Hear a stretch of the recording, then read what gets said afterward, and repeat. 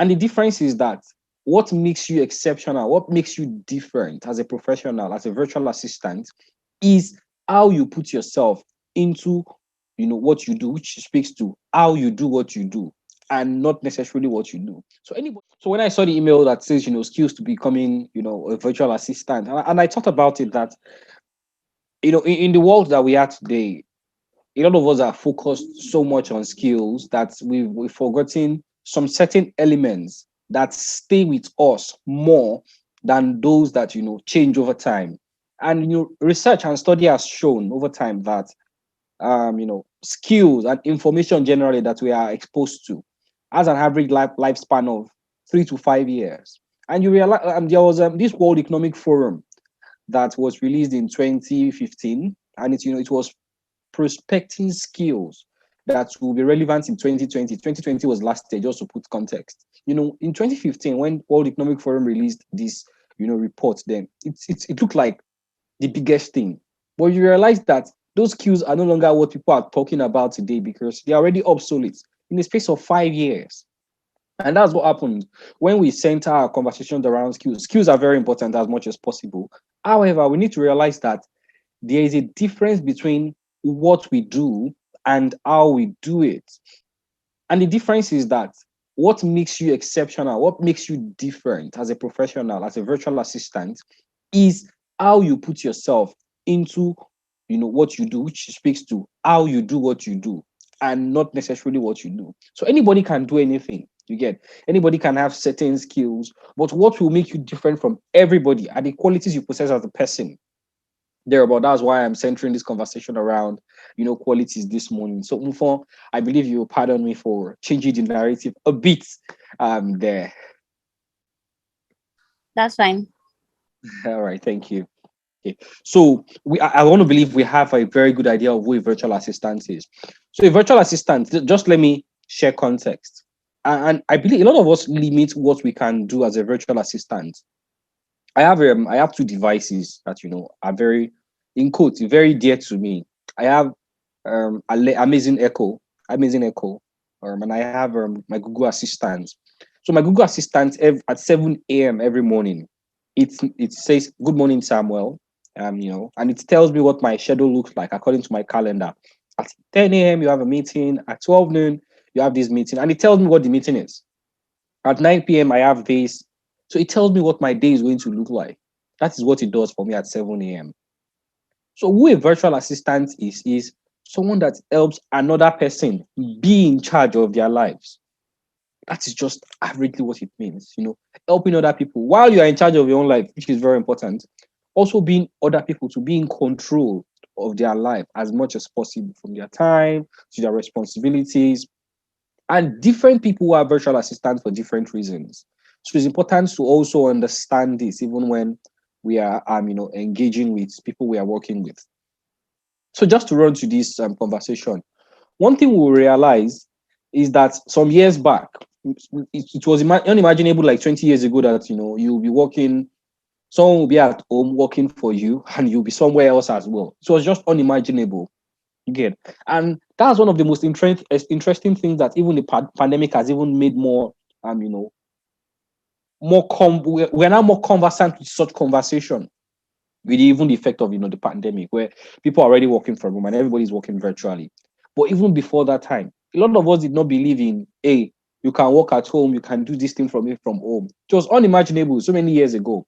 But today, virtual assistants are arguably more valuable than we can imagine, because a lot of us, due to certain level of responsibilities that we have in our personal lives, due to different demands from work, from maybe our religious responsibilities, maybe social responsibilities, and varying interest that we have as much as possible. We have so many things that are pulling our attention.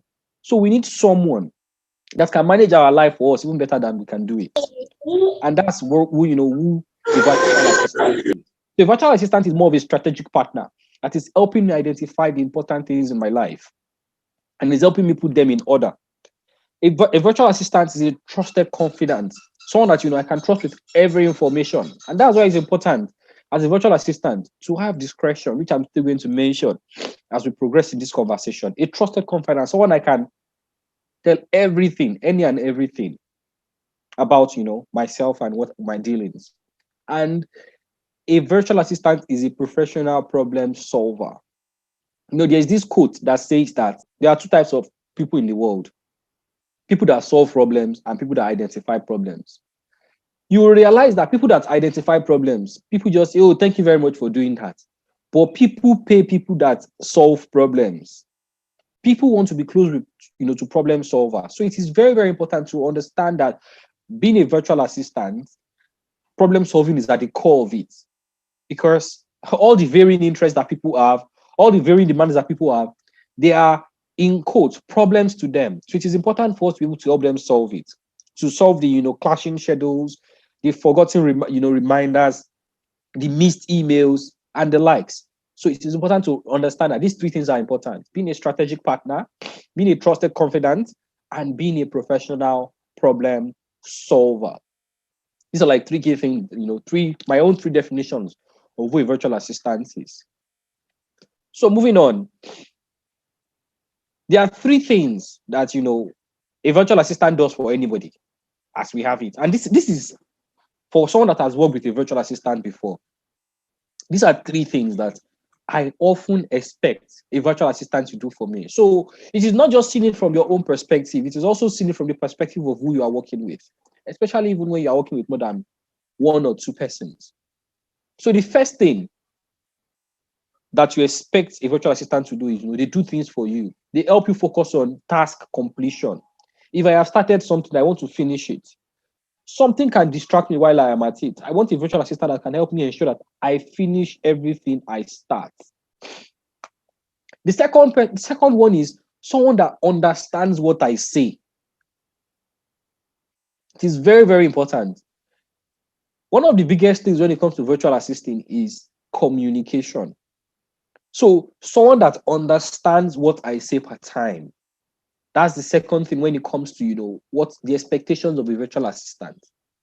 And the third one here is they get to know me. And the reason this is important is because, for example, I'm an HR professional. My schedule, my varying interest will be different from if you are working with maybe an accountant. My workload as well might vary if you are working with someone like, maybe an audit professional. Let's say an organization conducts audits midway through the year, June and December. You probably be more busy with that person. You'll probably be more busy with that person when they also have very high workload. While for me, it might be a monthly thing.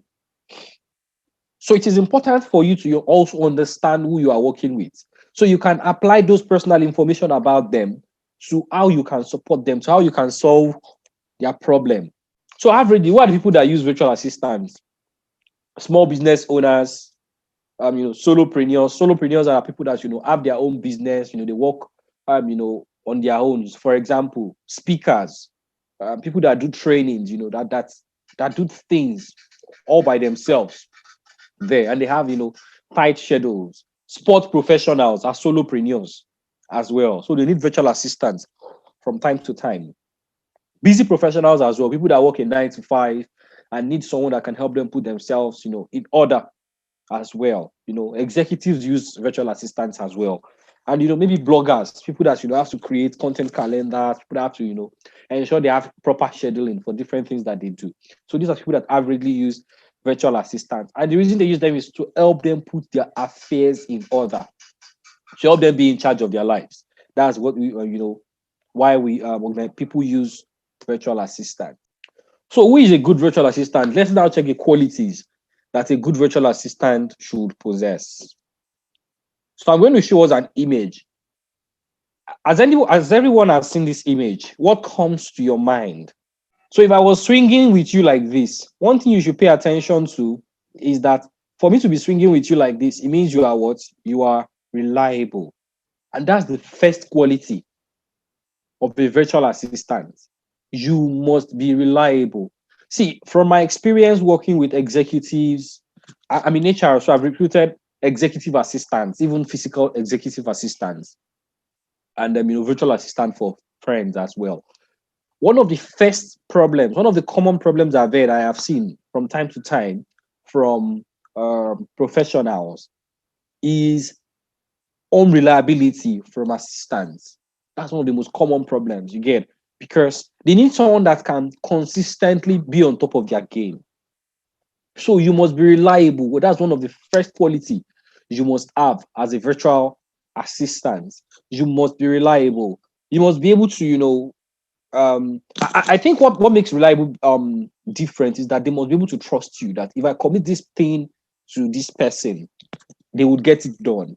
If I tell them to remind me something at 11 p.m., they would remind me. You must be reliable. They must not have doubt about what they are committing to you. You get, and it is generally built around your level of professionalism. So um if you miss a person's call, for example, the person you are working with, you don't just wait for them to call you back. The next best thing to is return the call as soon as you can. Drop a text message if you can't pick that call at that time on why you cannot pick it. Those are the little elements of things that makes a person reliable, knowing that they can count on you at every time. If you say, I'm going to work on a PowerPoint presentation, I'm going to send it in at 9 a.m., you don't know if that person needs it at 10 a.m. So it is very important to say, you know what, if I can't deliver it at 9 a.m., 9:30 at most, I will deliver it. It is very, very important. That's like the first quality for me when it comes to being a virtual assistant. The next thing is communication. See, a lot of us see communication as being able to write, being able to speak, being able to, different things, to write reports, send emails. Communication transcends beyond that. Communication is such that even when they are not saying something, you can understand it, you can see what they are not saying. That is what communication is. Communication is stating ahead, being proactive. It is saying, oh, I will not be available tomorrow, Friday. You don't have to wait till tomorrow to tell them of your own schedule. So they can also plan themselves accordingly. Communication is also being available, being present in each moment. You are in a meeting with them, you're having a conversation with them. Communication is understanding everything they are saying. Communication is also ensuring that what you are saying to them is not just what you understand, but they also understand what you are saying.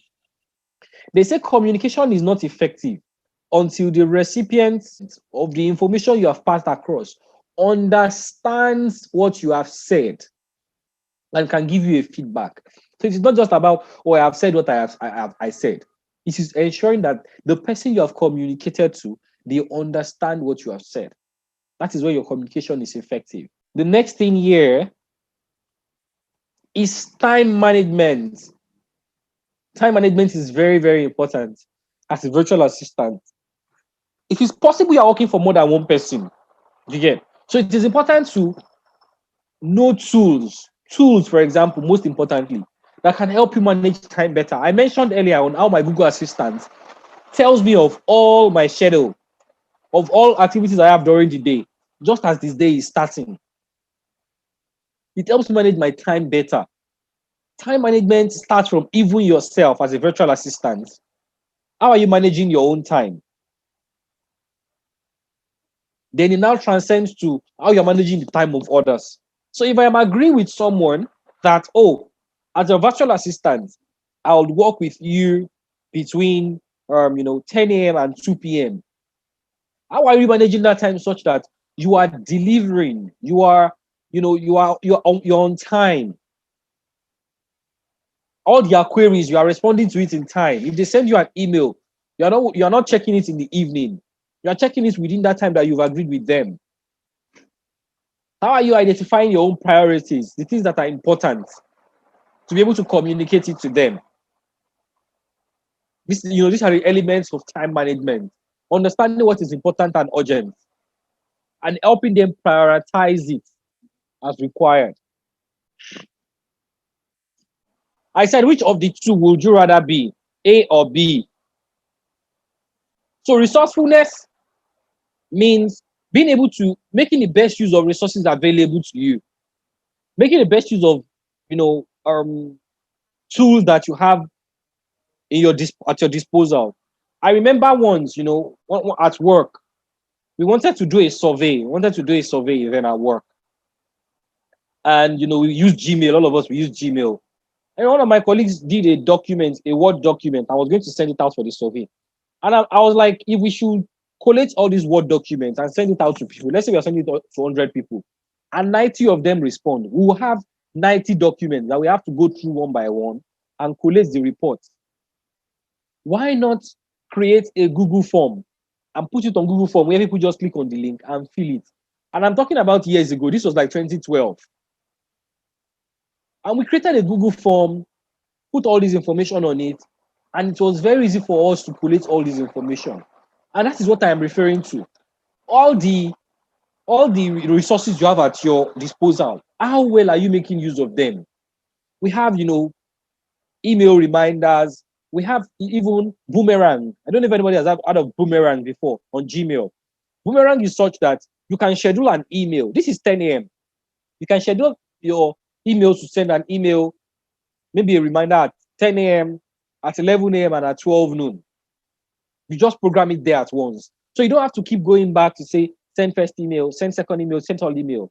So how are you making the best use of resources available to you? Resourcefulness is very, very important. The next thing I'll mention here is manage expectation. You must know how to manage expectations when it comes to being a virtual assistant. And what this entails is such that for everything you've agreed with, whoever you're working with, you must be able to ensure that you are leaving them satisfied at times. And these are the things that help you build credibility, even as a person. If they expect quality work from you, it would not like if they even expect, they will definitely expect quality work from you. So it is important that you deliver quality work. It is important that you deliver error-free work. So if they tell you, at the beginning of your work with them, that these are the things they want to achieve by the end of first month, second month, 3 months, 6 months, it is important for you to also ensure that you are delivering, you are helping them achieve those objectives that they've set. So help them manage their expectations such that they are happy at the end of the day. Because really, if they're not satisfied with your support, with the support you are providing to them, you cannot instill confidence in them, to keep working with you. They'll just be doubting your ability. So it is very, very important to ensure that you are managing their expectations so they can be confident in your abilities as well. The next thing that we are going to mention here, I think this is the 6th, is that you should be able to add value. And this value now speaks to the person you are working with. It is subjective to the person you are working with.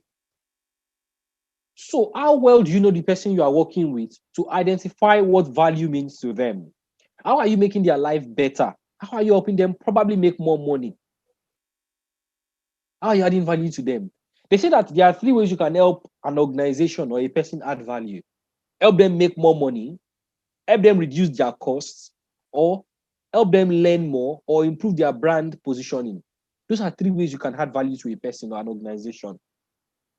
So based on your understanding of who you are working with, what are the tools that can make their life even better? If it is to buy them an alarm clock that can make them, wake up earlier, it does not have to be your money. It could be their money. Just help them understand the things that you can make their own lives even better. If it is that getting maybe documents, tools, Excel sheets, for example, that they can use on their own to do their work better. If it is helping them, maybe articles that they can read that can aid their understanding of even their work. How are you helping this person add, how are you adding value? How are you making their lives better? The quality of their life as well. And the last thing for me is, as a virtual assistant, you must be self-directed and disciplined. See, even I've been mentioning about what you need to do for other people all through. But realize that at the core of all of this, what makes you different is how disciplined you are. In the world that we have today, we have social media distracting us. We have YouTube videos, we have Instagram, videos, posts, we have tweets everywhere, and so many other things, so many other domestic distractions. Because you are working at home, probably someone you don't have power, internet is poor, and many other things. It is very important for you that despite all these distractions, social media and every other thing, you are on point. You ensure to stay focused on the task that has been assigned to you. You ensure to be disciplined, to finish through with what you start. So I think that is it for me. The last thing for me on the qualities of um becoming a virtual assistant. So I'll just summarize everything I have said here today. Um Briefly in takeaways and in just some bullet points here. So key takeaways that I want us to take away. First off, you must be a good communicator. Hearing the thing that they are not even saying, it is very, very important. Hearing the thing that they are not even saying. Communicating on time. Communicating on time. That's like the first thing. You must be a good communicator. The next thing is you must be resilient. See, and I won't lie to you. Being a virtual assistant does not mean you won't meet or work with people that they might not be the nicest person. They might not. You get see some people when you're working with them, it's not like they will abuse you or harass you or anything, but they might just be very, very professional with you, such that they might give you feedback on the work you've sent in to them. You need to understand that the feedback they are giving you on the work, as long as they're not abusing you as a person, which I will say is if a person should abuse your person, I think you should give them the feedback that you do not appreciate such. Okay, I can see a question from Victor. I'm coming back to that, Victor.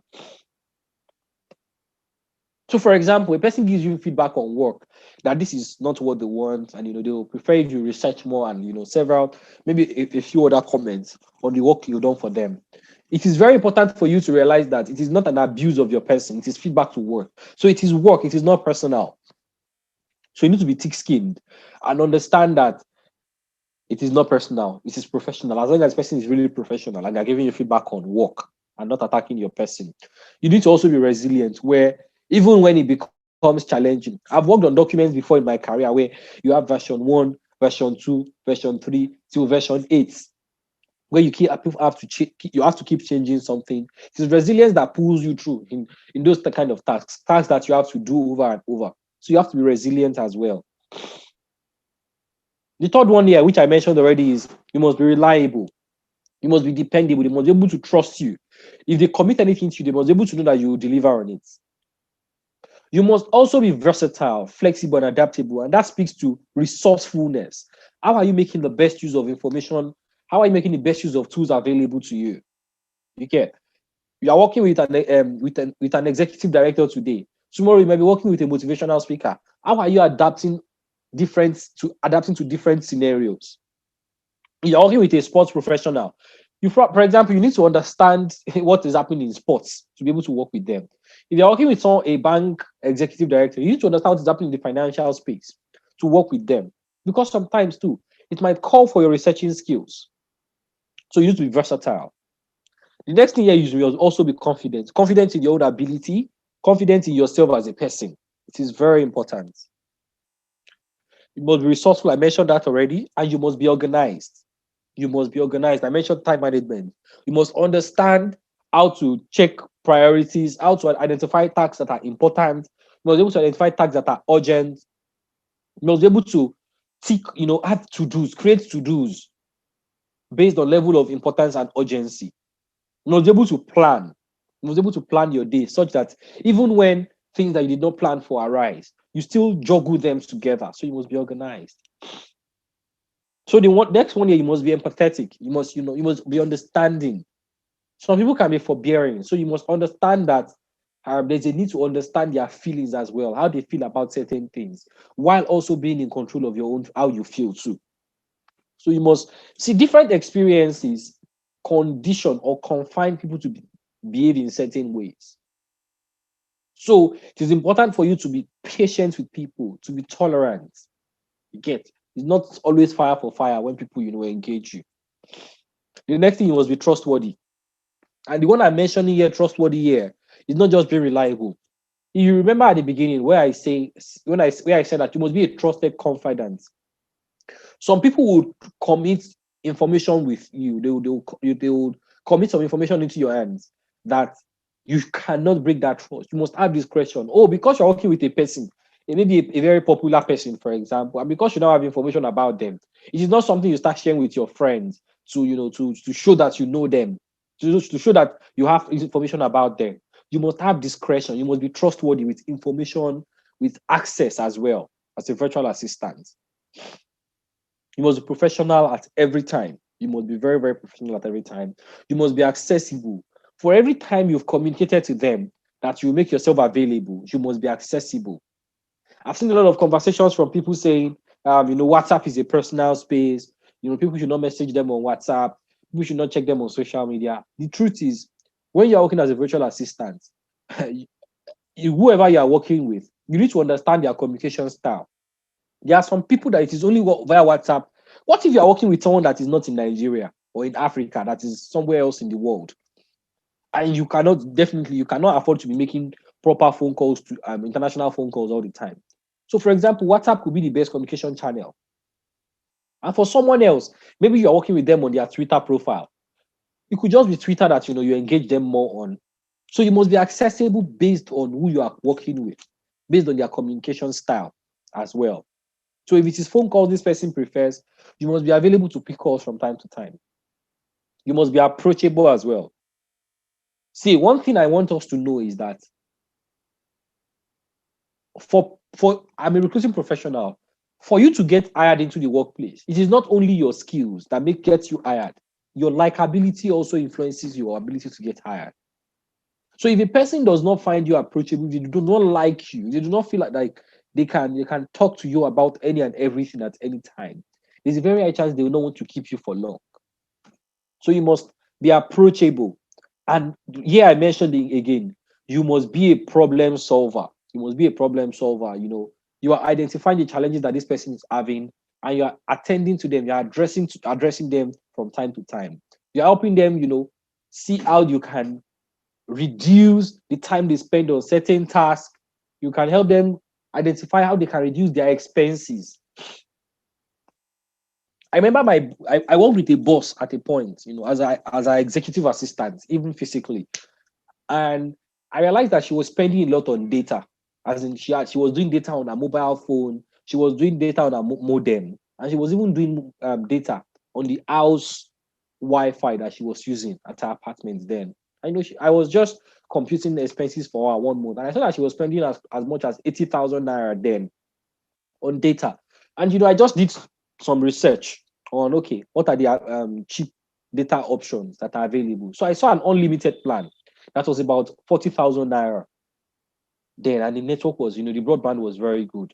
So I just advised her, you know what, instead of having a package for the house, a modem that you use on your laptop when you move around, and then one for your phone, why not just get this 40,000 naira that you can connect all your devices as you move on the go, even when you are at home, and do a cheaper data plan on your phone, such that if you are in an area, because maybe you are moving around, you are in an area where the modem is not working perfectly, the mobile data on your phone can work.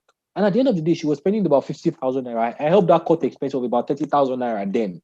I remember that very, very well. So, and that is, solving problem for them, helping them even reduce their costs, reduce the time they spend to do certain things. I know someone as well at a point that he just training a lot. And what I did for him was I just collated presentation slides, sample presentation slides that I could use from time to time. I collated it and put it on a hard drive and sent it to him, that instead of having to always develop presentation slides from the scratch, he can just modify these ones, and it will reduce the time he spends to develop presentation slides. And that's what I did then. So be a problem solver. Identify the challenges that they are having in their work, in their busy schedule, in their expenses, and how they can, you know, reduce cost, reduce time spent, and everything. Just be a problem solver. Basically, that's it. And they would want to keep you around and even recommend you. more. And then the last thing here is, okay, I did not mention be self-motivated. So be self-motivated here is some days, trust me, you won't feel like doing anything. But you need to realize that things need to get done. As a virtual assistant, things need to get done. This is not based on your feeling. Trust me. You need to put aside your feelings and say, hey, you know that song that says, today I don't feel like doing anything. I beg. You can't be like that though. You have to be self-motivated at all times to do things, to get work done, and to, deliver on your promise. And the last thing is you have to be proactive. You need to ask ahead. You need to communicate ahead. You need to do things ahead. You don't have to wait for things to get bad. You don't have to. If something has gone wrong, communicate it ahead as soon as possible before it goes, worse as well. Be proactive. That's just the main thing. Don't be a person that something has gone wrong. You're now coming to say, oh, the reason we could not do it is because. Don't be someone that gives excuse. Even if you cannot solve that thing, even if you cannot find a solution, go ahead and find the options available. Say, okay, you know what? This thing has gone wrong. These are the things we can do. We can do A, B, C, D. You get, if we do A, this is the result. If we do B, this is the result. You get, don't be a master of excuse. Be proactive. Identify ways to solve, challenges. Identify ways to do things better, even before they come up. That's just it there. And I think I'll just leave my final thoughts as we close the class. Number one, build relationship with people in your class right now. Build relationships. A lot of us, when we talk about networking, building relationships and all of that, and marketing yourself, we see it more from an angle of people that are already established, people that are already successful in their careers. But one thing you need to pay attention to is that it is not only people that are successful in their careers that have access to opportunities. Even someone in this session that we are having right now could know someone tomorrow that's within the virtual assistant or need someone that support them as you have it. Let's say Yusra, for example, or Victor, gets a job, maybe a virtual assistant position. And he has one or two persons that he's working with, and he feels like, oh, I don't want to take up a third person because these two people I'm even currently working with, their schedule, are pretty demanding.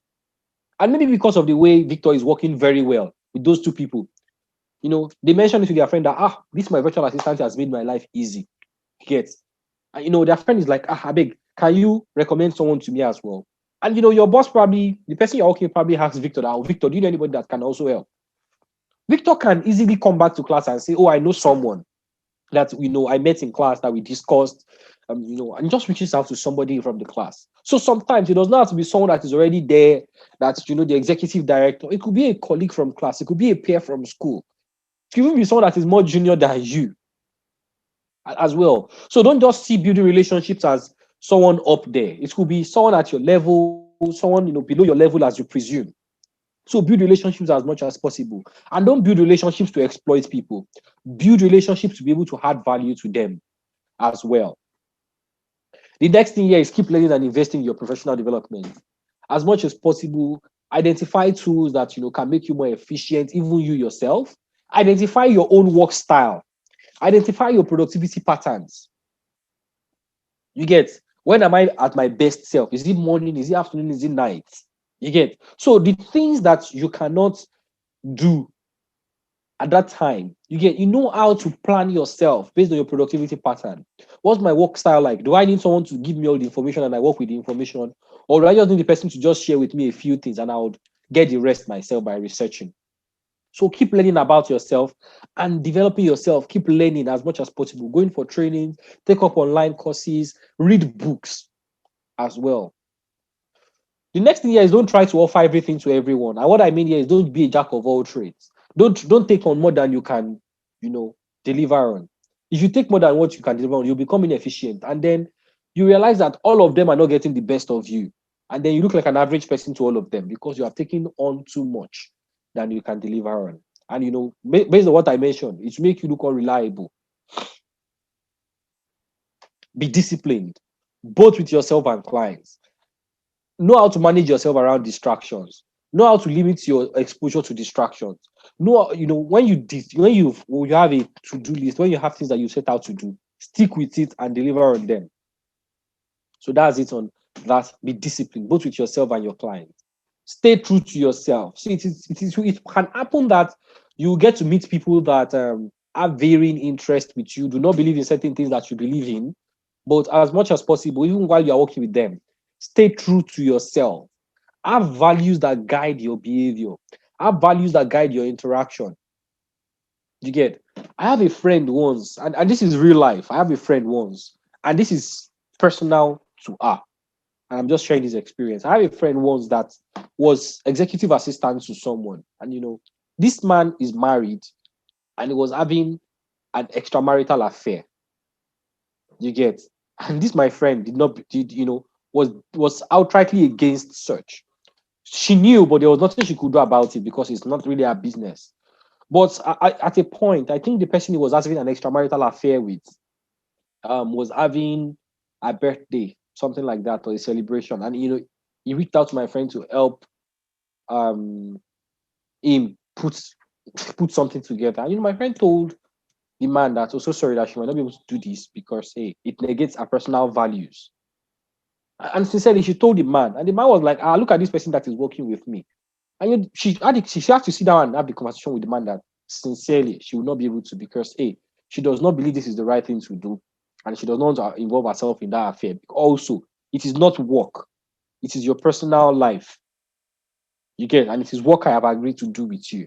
And that was the stance she took, and she did not do it. And the man did not even fire her. Funny enough.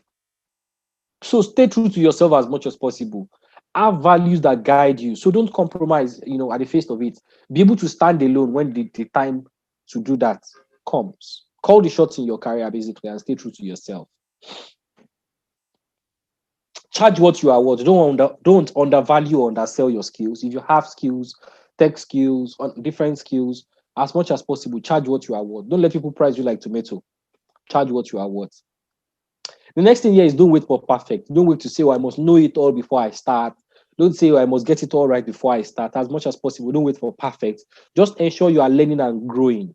Just ensure that you are improving on your work, on your output from time to time. Just start.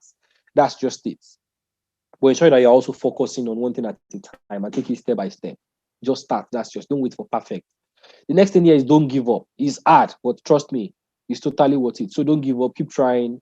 Trust me, so many of us, even in our careers, we've had times where we felt like, nah, I'm not doing this thing again. But what has kept us today is just realizing that I can't give up. There are people that look up to me in my career. There are people that look up to me outside my career. There are people that look up to me even as a person. So I can't quit because, hey, someone's success is probably tied to my own advancement. So don't give up because at the end of the day, it is totally worth it. So thank you all very much for your time and for joining this conversation.